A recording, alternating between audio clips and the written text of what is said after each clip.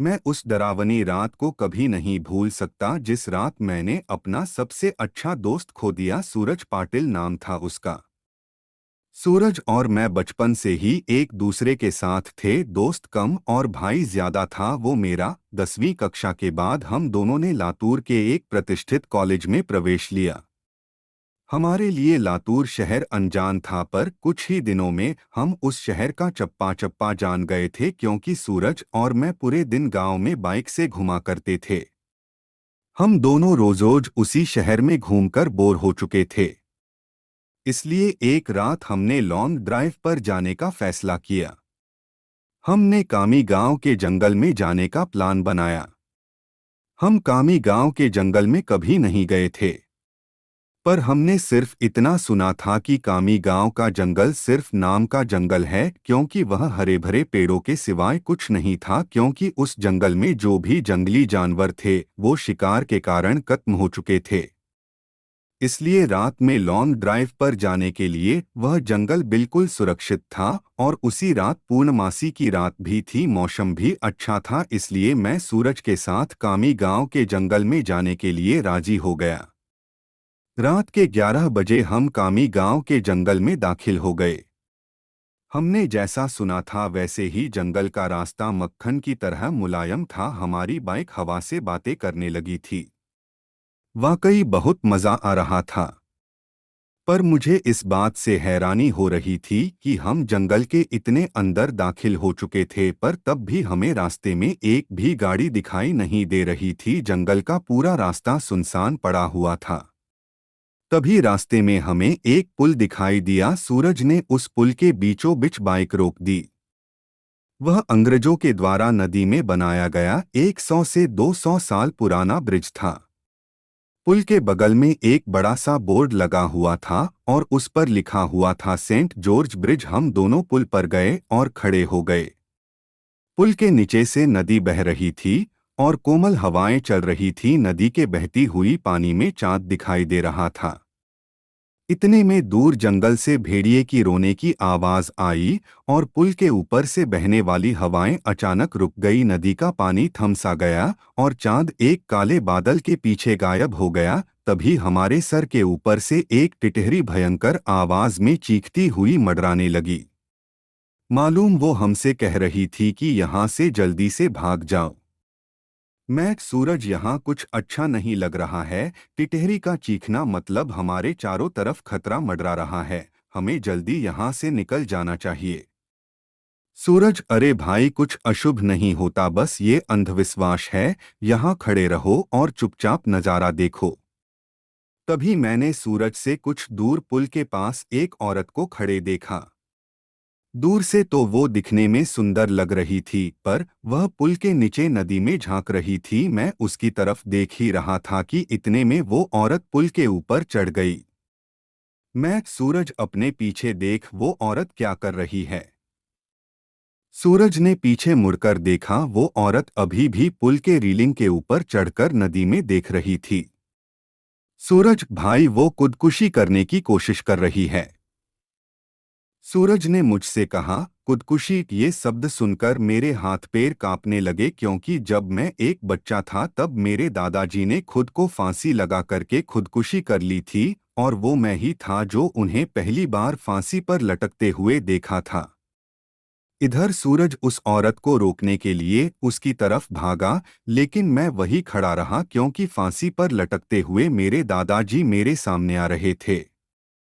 सूरज तेजी से चिल्लाया, अरे चाची क्या कर रही हो, उतरो, वहां से गिर जाओगी। सूरज की आवाज सुनकर मैं होश में आया। सूरज उस औरत के बहुत ही करीब जा पहुंचा था और तभी वो औरत नदी में कूद गई। तब तक मैं दौड़ते हुए सूरज के पास जा पहुंचा। वो औरत हमारे सामने नदी में डूब रही थी और चीख रही थी, बचाओ बचाओ। पर हम उसे सिर्फ डूबते हुए देख रहे थे, क्योंकि हम दोनों बहुत ज्यादा डर गए थे। वो औरत मदद के लिए बुला रही थी। फिर तभी सूरज ने अपनी टी शर्ट उतारा और पुल के रेलिंग पर चढ़ गया। मैंने उसका हाथ पकड़कर उसे रोकने की बहुत कोशिश की, लेकिन वह नहीं माना। उसने मेरे हाथ से अपना हाथ छुड़ाकर उस लड़की को बचाने के लिए नदी में कूद गया। सूरज नदी ने कूदते ही उसने अपने आसपास देखा तो उसे वह औरत कहीं भी दिखाई नहीं दे रही थी। उसने सोचा कि वह डूब चुकी होगी। फिर उसने गहरी सांसें ली और पानी के अंदर डुबकी लगाई। कुछ देर बाद वह पानी के ऊपर आया, लेकिन वह लड़की कहीं नहीं दिखाई दे रही थी। मैंने आंखें बंद करके भगवान से प्रार्थना की, लेकिन जब मैंने आंखें खोली तो मेरे बगल में ही पुल की रेलिंग पर वही औरत बैठी थी जो कुछ देर पहले नदी में कूद गई थी। वह किसी जंगली जानवर की तरह पुल की रेलिंग पर बैठी हुई थी और नदी में सूरज की तरफ देख रही थी। मैं मन ही मन सोच रहा था कि तभी मुझे लगा कि ये औरत नहीं बल्कि एक चुड़ैल है, और मैं डर के मारे कांपने लगा और जोर से चिल्लाया, सूरज। मैंने आंखें बंद करके भगवान से प्रार्थना की, लेकिन जब मैंने आंखें खोली तो मेरे बगल में ही पुल की रेलिंग पर वही औरत बैठी थी जो कुछ देर पहले नदी में कूद गई थी। वह किसी जंगली जानवर की तरह पुल की रेलिंग पर बैठी हुई थी और नदी में सूरज की तरफ देख रही थी। मैं मन ही मन सोच रहा था कि तभी मुझे लगा कि ये औरत नहीं बल्कि एक चुड़ैल है, और मैं डर के मारे कांपने लगा और जोर से चिल्लाया, सूरज।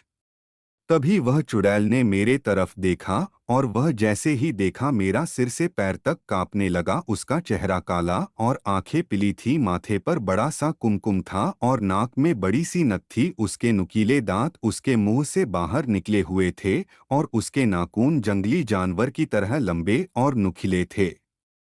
चुड़ैल, क्या हुआ, मुझे ढूंढ रहे हो? हंसते हुए बोली। तभी वह चुड़ैल ने मेरे तरफ देखा, और वह जैसे ही देखा मेरा सिर से पैर तक कांपने लगा। उसका चेहरा काला और आंखें पीली थी। माथे पर बड़ा सा कुमकुम था और नाक में बड़ी सी नथ थी। उसके नुकीले दांत उसके मुंह से बाहर निकले हुए थे और उसके नाखून जंगली जानवर की तरह लंबे और नुकीले थे। चुड़ैल, क्या हुआ, मुझे ढूंढ रहे हो? हंसते हुए बोली। चुड़ैल, डरो मत, मैं तुम्हें नहीं, उसे अपने साथ नदी में ले जा रही हूं। जब मैं ये सुना तो मेरा दिल डर से दहल उठा। मैंने सूरज से चिल्लाते हुए कहा, सूरज, जल्दी से पानी से बाहर निकलो, नहीं तो ये चुड़ैल तुम्हें पानी में ले जाएगी। सूरज पूरी तरह से डर गया था। उसके हाथ पैर सुन्न हो गए थे। उसे एहसास हो गया था कि वह नदी में से बाहर नहीं निकल पाएगा क्योंकि वह नदी के बीचों बीच था। चुड़ैल मेरे तरफ देखकर मुस्कुराई और फिर नदी में छलांग लगा दी। सूरज आखिरी बार चिल्लाया और चुड़ैल उसे पानी में अपने साथ ले गई। कुछ देर तक पानी में से बुलबुले निकलते रहे, पर कुछ देर बाद वो भी बंद हो गए। मैं आंखें फाड़ फाड़ कर नदी में देख रहा था और सूरज को पुकारता रहा, और इतने में नदी के पानी में खून दिखाई दिया। मेरी आंखों में आंसू आ गए और मैं समझ गया कि उस चुड़ैल ने सूरज को मार दिया है। मैं वो सदमा बर्दाश्त ना कर सका। मेरी आंखों के सामने अचानक अंधेरा छा गया और मैं उसी जगह पर बेहोश हो गया। जब मुझे होश आया तब सुबह हो चुकी थी। मैं 4-5 लोगों से घिरा हुआ था। पुल पर काफी सारे लोगों की भीड़ जमी हुई थी। लोग पुल के नीचे झांक कर देख रहे थे। मैं उठा और दौड़कर पुल के पास गया और देखा पानी में नदी के किनारे सूरज की लाश तैर रही थी। उस चुड़ैल ने बड़े ही बेदर्दी से सूरज के सीने से दिल निकाल लिया था। मेरा सबसे अच्छा दोस्त मुझे छोड़कर चला गया था। उस दिन मुझे कामी गांव के लोगों से पता चला कि उस नदी में 100 साल पहले से किसी चुड़ैल का वास था। असल में हुआ ये था कि अंग्रेजों के जमाने में एक अंग्रेज अफसर ने सुंदरा नाम के एक औरत का बलात्कार किया था। ये बात आसपास के हर गांव में फैल गई थी। इसी कारण सुंदरा से गांव की कोई भी औरत बात नहीं करती थी क्योंकि सब लोग कहते थे कि उसकी पवित्रता नष्ट हो चुकी है। गांव के लोग उसे हर दिन ताने मारते थे। कुछ दिन बाद सुंदरा के पति ने भी उसे छोड़ दिया। तब सुंदरा अपने घर चली आई। कामी गांव ही उसका मायके था, लेकिन वहां भी उसे बहुत सारी बेइज्जती झेलनी पड़ी। वह हर दिन लोगों के ताने सुनकर तंग आ गई थी। इसलिए एक दिन पूर्णमासी की रात सुंदरा ने कामी गांव के सेंट जॉर्ज ब्रिज से नदी में कूदकर खुदकुशी कर ली थी। मरने के बाद वह चुड़ैल बन गई और पूर्णमासी की रात सुंदरा उस ब्रिज पर आती थी और लोगों को इसी तरह कपट से अपना शिकार बनाती थी। कामी गांव के कुछ बुजुर्ग लोग ये भी कहते हैं कि 100 पुरुषों या लड़कों का दिल खाने के बाद वह चुड़ैल फिर से एक सुंदर औरत बनने वाली थी, इसलिए वह सिर्फ पुरुषों और लड़कों को अपना शिकार बनाती थी और उनका दिल कच्चा चबा जाती थी। सूरज के मारने के बाद कामी गांव के स्ट्रीट जॉर्ज ब्रिज पर कभी भी वह चुड़ैल दिखाई नहीं दी, इसीलिए कामी गांव के लोग कहते हैं कि मेरा दोस्त सूरज उस चुड़ैल का आखिरी शिकार था और उसके बाद वह फिर से जिंदा और सुंदर स्त्री बन गई और अभी वह किसी आदमी के साथ सामान्य जीवन जी रही होगी।